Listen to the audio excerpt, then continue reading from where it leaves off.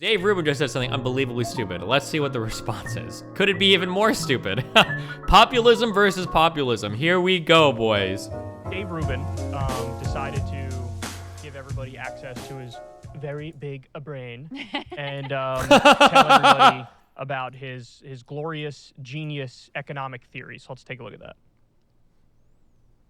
If the government can just print money, right, and deficits mean nothing, then money doesn't mean anything. It's the stuff we actually produce. What would really be the best way to get the economy going right now? It is so obvious and so easy, and that's why it's never discussed. You know what you do?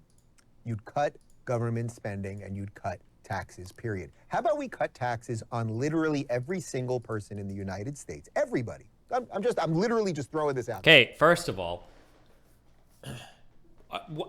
Dave Rubin is just so stupid. The whole point is that we're spending way too much fucking money right now. Wouldn't cutting taxes be a bad thing? Wouldn't that just increase inflation? Now we have even more dollars chasing fewer products. Like, wouldn't that exacerbate problems even more? Cutting government spending in some ways, if you're talking about stimulus, maybe, but like...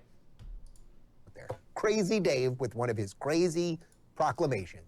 How about we cut taxes 25% on every single person? Every single person across the board, federal, state, local, whatever it might be. It's just, this is like the conservative answer to everything. It's like cut taxes, cut government spending. It's just not, there's like nothing. You're gonna have 25% more money to do whatever you want with. Do you think that might get the economy going? Because then people would... The economy is going. The economy's going too much. That's the problem, Dave. Start spending more money again, and as people spend more money, then the prices of things, because there's more economic activity, might go down. But they'll never do that, right? They'll never do that. What they'll say is, oh, we'll print... If people are spending more money, then prices will go down. Where is the connection? What? If there is a given number of supply available, and then more dollars becomes available, then necessarily inflation would follow, unless there's some other modifying effect going on, or some other effect has to go on. It just like it doesn't even make sense. Like even like the really basic, like I'm drawing the two lines on the supply demand thing and watching the curve move. Like, more money will somehow give you more money, or if we could just punish billionaires more. They'll never talk about their own spending. How about we just starve the beast? That's the answer. So I needless to say, I have a lot oh to say boy. about this. Yeah. How can we, now let's see. So Dave Rubin just said something unbelievably stupid. Let's see what the response is. Could it be even more stupid? Populism versus populism. Here we go, boys. He says, his plan to get the economy going is cut government spending and cut taxes. What he doesn't appear to recognize at all is that if you cut government spending, that is confiscatory to the private economy. In other words, public deficits equal private expansion. Right. That's the whole point of when you run a public deficit. It's to get the private economy going. Yes. And he flips it. He says, no, if you cut government spending, that somehow makes the economy expand? There's no economic theory which backs up what he's saying, which is, so he likes to fancy himself more along the school of thought of, Ayn Rand. Okay, it's like kind of true, but like the whole point is that the government has probably pumped too much money into the economy so far. That's the point of like bringing the, like, I don't understand. People here, I think people think that like economy bad and economy good are the only two ways to describe the economy. Like, I don't know if Rage Pop or Irk would agree with this. Like, I wouldn't say right now, we're a Rage Pop and Irk. I wouldn't say right now that we have like a bad economy, right? The problem is just that like there's inflation. That doesn't necessarily mean the economy is bad, right? Like job markets seem fine. The CPI is just like exploding. Or maybe you don't like the CPI, maybe there's another index you'd use. But like, it's not, I don't think there's an idea that like, oh, the economy sucks. That's not true. There's just a lot of inflation, meaning we need to like reduce spending on things for a little bit. Joe Biden is a strike. Thank you, Rage Pope. I don't know where Irk is. Irk usually never says dumb shit. And Milton Friedman and an Austrian economic school of thought. The thing that's so frustrating about Dave Rubin to me is that he doesn't even understand the theory that he's espousing, but even if he did, that theory would be wrong, but he doesn't get the basics of that theory. Right. So his diagnosis of why we have inflation is exclusively tied to the pandemic spending programs, that you had these deficits, you had the government spending money and too much money in people's pockets, and that causes inflation, right? But then his answer to that is to give people more money to spend, which is exactly what he said, in his view, caused the inflation. I mean, the part where you realize... This is kind of true, but then you guys are also saying the government needs to spend more money, which is also like more spending, right? Maybe? I don't know. I'm not sure. Realize how mind-numbingly stupid what he's saying is when he says, as people spend more money, the prices of things will go down. That doesn't make sense. That's true. That doesn't make any sense. Which is like the polar opposite of just like the day one thing you learn in economics about supply and demand. People have more money, they spend more money. Oh, that causes the prices to go up. Now, what he obviously leaves completely out of any of this analysis is the fact that, one of the major factors, not the only factor, but one of the major factors in inflation has in fact been corporate price gouging. And the fact that you have this monopoly pricing power across multiple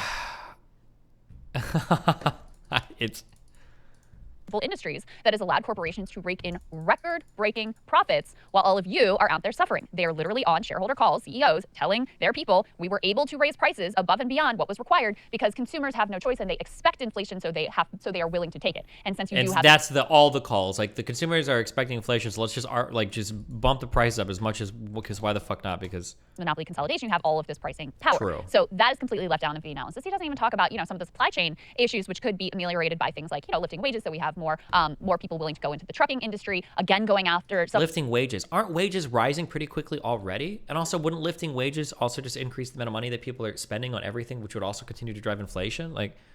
Because wages are already going up pretty significantly, right? I don't know if it's outpacing inflation, but do they need to go even higher? Some of this monopoly consolidation. Isn't that the case with oil companies? Some are holding off on drilling more. I don't remember if I watched this video on stream or not, but there's the oil shit is very weird. I'd have to watch it. If you really want to be simplistic about it, you can say that yeah, oil companies have decided to stop drilling. But I think it's a little more complicated than that. I think the idea is that this statement has been uttered 20 million times in the past, so this might be another bullshit utterance of that statement. Maybe. That there's a chance that peak oil consumption maybe has happened, and as green energies and other things move on, if all the oil companies around the world start mining as much or drilling for as much oil as possible, you're going to tank the fuck out of all of your oil prices, then everything will get fucked. So there is always some how much should we drill for? How much new oil do we put on the market? But that's always been a case. That's always been the case with oil, with global oil. There's always been fights over how much should we produce, how much should we not produce, or whatever. OPEC fights internally about this all the time. Yeah. In the freight shipping industries, things like that. The meat processors. The reason why I bring up the peak oil thing is because I feel like in my lifetime, I think I've heard 10 different times that I remember hearing it a lot in 2007, and then even in the lead up to now, I always feel are we past peak oil? Are we past peak oil? We're past peak oil. When oil prices collapsed several years ago, I think people were pointing to the slowing of the rate of change was decreasing quicker than they thought it would for the consumption of oil in China. So the consumption wasn't decreasing, but the increase in the consumption of the oil wasn't increasing as fast as people thought it was. So the derivative was not as big, basically. And people always say that. I've heard that so many times in my lifetime. Even we're almost past peak oil. Maybe one of these times it'll be right, potentially. But yeah. There's all of those pieces he's not interested in whatsoever. Instead, he offers this completely nonsensical idea of what he thinks will solve the problem. So a few points on the supply chain leading to inflation. How do we get gas prices to go down, though? Here's just one thing I'll say about economics. My high school teacher said this a long time ago, and I thought it was interesting. Keep this in mind, okay? You will never run out of oil. The planet will never, ever, ever, ever, ever run out of oil. It is impossible with how economics works, because as the amount of oil decreases, the price will increase. The final barrel of oil will never be sold, right? So when you're talking about how do you get gas prices to go down, though, my refills are $100 now. Depending on the competition in oil markets with green energy, I imagine that you're never going to be in a state where oil companies are going to be we got to drill, bring it down $50 a barrel or whatever. That's just not going to happen. I think right now oil companies are hedging their future drilling, and they're basically just returning profits to shareholders and then waiting for it to phase out, maybe. Yeah. That's what I've heard recently. I don't know how true that it's going to be on a macro level or what's going to happen, but Didn't say Simon Says.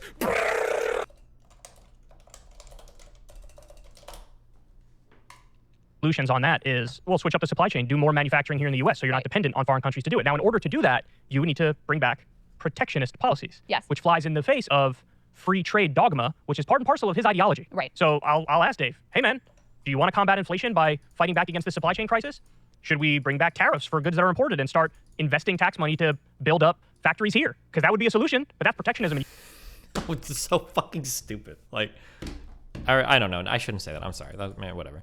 I hate that. I hate everything about. We just need to make all of our own shit, guys. What is it called? Is it an autarky? Economic. Yeah, we need to be an autarky, guys. Just make all of our own shit here. Everything. Destiny. What about non-energy uses for oil? I could be wrong, and I'm totally pulling this out my ass. My assumption is that like when it comes to like a barrel of oil, like 85% of it is like used for energy purposes. That might not be true though. Maybe it's actually way less. What percentage of a barrel of oil is used? Because I know you can make like petrol or plastic and shit out of it, or petroleum-based products. How much of a barrel of oil is used for energy? How much of a barrel of oil used for energy? Maybe it's way less. I could be wrong. For many, a barrel of oil is most synonymous with this most prominent product. Gasoline is 40%. That's just gasoline, though. What's made from a barrel of oil? Gasoline, diesel, jet fuel, heavy fuel, asphalt, light fuel, hydrocarbon. I think it can be used for fuel, or no? Hydrocarbon gas liquids like propane and butane, and other. So okay, so yeah, it looks like 85% about is basically just used for like energy-ish shit.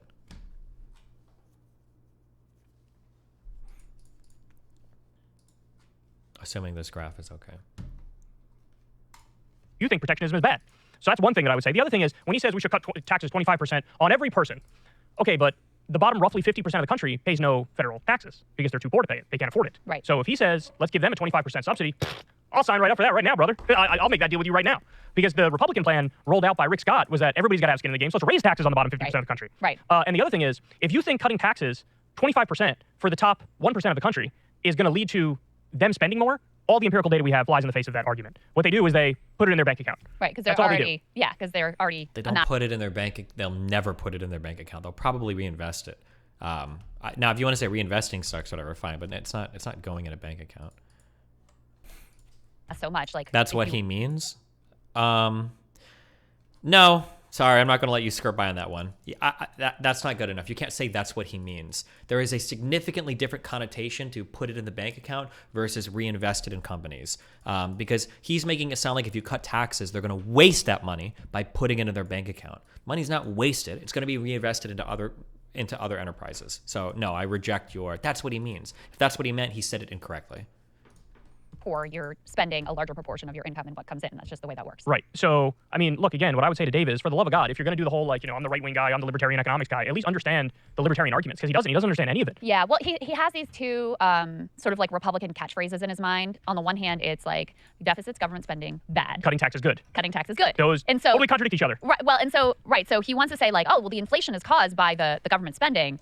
But then he also has to fit in there the other piece of his economic knowledge, which is that tax cuts are inherently good, not understanding that completely contradicts what he's saying there. Like if you're saying the spending is causing the inflation, you can't also say that's why we need to spend more to stop the inflation. This is something that has always driven me nuts about the argument from the supply side or trickle-down economics crowd, and I've been pointing this out for a decade. Their two biggest things are, deficits are bad, but also cutting taxes is good. Well, hold on. How would you, at least in part, reduce a deficit? You raise taxes to get rid of the deficit. No, they say that the way you get rid of the deficit is by reducing government spending. What do you guys call this in Europe? Now all I can think of autarky. Oh, austerity is what they would call it, right? I think we don't use that word in the U.S., but that's essentially what they should learn that word. I don't know why they don't know that word in the U.S. They would fucking love it. Nobody introduced it to them. Yeah. That's one of the ways you do it. And they would also say cut spending. You can only cut spending so much before you get into like, sorry, Medicare gone, Medicaid gone, Social Security. We gotta put that on the table. They also came up with this whole fantasy accounting system of like, well, if we cut taxes, then people are going to invest more and they're going to generate but they more, made it up. And they're right, and so then you're going to get more tax revenue. He even said it. You unleash the beast of the private economy when you do that. But hold on one second. Ronald Reagan did exactly the thing that you're calling for doing right now, and he had record debts and deficits. George W. Bush, same thing. He had his whole Bush tax cuts package, which is right in line with the philosophy that he just put out there. And George W. Bush had over $1 trillion in an annual deficit at one point during his administration. This idea that no, actually, you increase the revenue to the government by cutting the tax rate, that never comes to fruition. So it's just not true. They use this like fantasy math calculating system where they just make it up. Yeah. And then they never acknowledge when they're wrong. And also, somehow he imagines money in people's hands when it's like the government gives you the money, like the stimulus check. Mm-hmm. That's bad. That's bad, but money in your hands, if they just cut taxes, that's somehow totally different and good and has some completely opposite effect on the economy somehow and on inflation somehow. Because, Crystal, he doesn't understand any of this. He doesn't understand any of it. Yeah. He's just like the world's laziest propagandist. That's pretty clear. That's ironic coming from Kulinski, but successful. What? What does it say about the country? Well, it's not about the country. It's about the niche he found. So his whole thing was like, look, I was part of TYT, and so I was this progressive guy. I was a Bernie Sanders guy, and then I saw the light, and I saw that these progressives are crazy. And then what happened is over time, he inched over time to the right. At first, he went from like, I'm on the left to like, no, I'm a liberal to like, no, I'm a centrist to now it's, he doesn't even hide the fact that he's basically a conservative Republican, But it was people on the right are going to love that conversion story. They're going to love the idea like you were. Laffer curve is technically true, but applied in the most zero IQ fashion consistently. It shouldn't be talked about in reality. I think the problem is that, let me talk about something I've never studied before. I think the problem with the Laffer curve is that there's like 20, like everything in economics, there's like 20 trillion different variables that'll affect it. Like if we shift the actual like posted tax rates for anything, the economy and people can move their finances around in ways that will always kind of like battle around whatever the new rates are. They might change the way they spend, they might change the way they save, they might change the types of companies they invest in. You'll like, it's not like, oh, we've increased taxes by 5% and the Laffer curve predicts that we're gonna make this much more income and we can map it on. Like there's a graph that somebody can post this or find this. Percentage of GDP collected via tax compared to marginal rate, United States. I'm not gonna be able to find this fucking graph, but I think it basically goes on to say that like more or less the amount of taxes that we've like collected have like always been about the same. Oh shit, is it the first one? Is it this? Am I making this up? So like, even when the posted rates are like really, really, really high, this is going the top marginal rates, we like always collect like basically around like 19% in taxes of our GDP. It's just like basically always what we collect. I've heard this argument put forth a few times. I don't know if anybody's fought against this. Noah Smith talked with another guy how like, oh, well, if you tax some things more and some things less, people generally just don't care. They either spend a little bit differently or they'll shift money around a little bit more. But at the end of the day, it's not making this huge difference in terms of the government collecting more in tax revenue.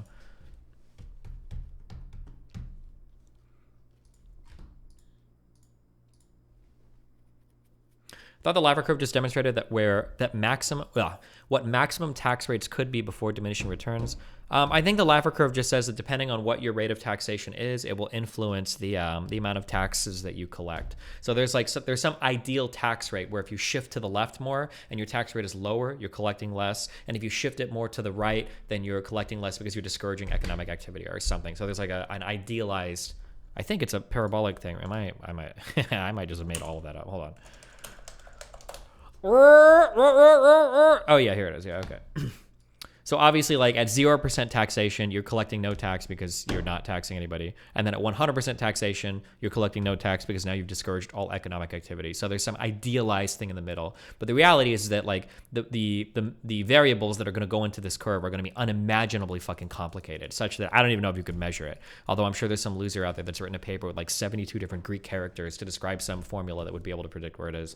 Fuck them.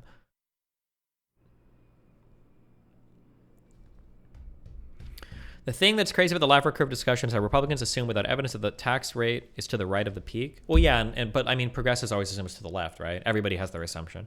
Every Democrat is going to say, oh, we're down here on the Laffer curve. Every Republican is going to say, oh, we're up here on the Laffer curve. It's like, whatever.